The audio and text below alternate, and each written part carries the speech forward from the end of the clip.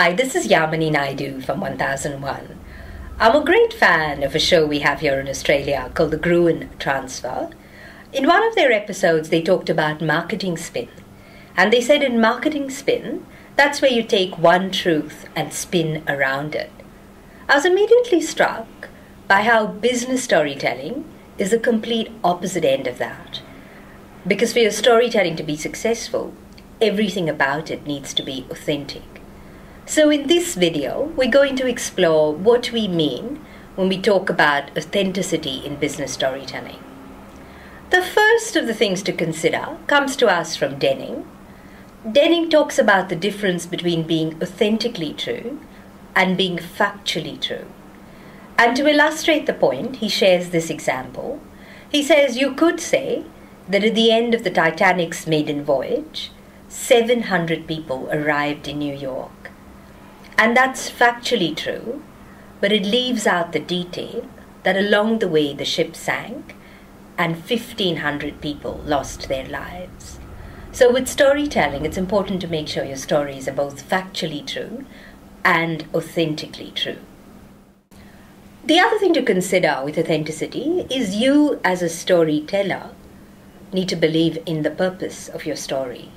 A few years ago, we did some work with a leadership team, and they were outsourcing some of their operations overseas, and they wanted to use some business stories to support their messages. After about a couple of hours of the work, no stories were emerging. And we then asked the leaders, we said, can you honestly put your hands on your heart and say you believe this is the best thing for your business? And none of them could. So unless you yourself believe in the purpose of your story, you're not going to have an authentic story.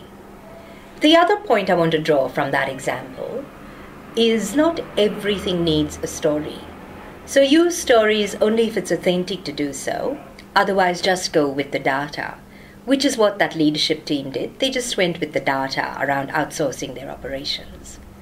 The last point to make around authenticity is congruence. There needs to be a connection, there needs to be a congruence between your words and your actions. When Cameron Klein, who's the current CEO of National Australia Bank, when he joined the bank, one of his early promises was that he would be very open and approachable. In the early days, this was before a lot of people knew, what he looked like and who he was. He attended one of the large events that the National Australia Bank was hosting, and he sat down right at the back of the auditorium. He was then approached by a woman who worked in IT, and she said, "Excuse me, you're sitting in my seat."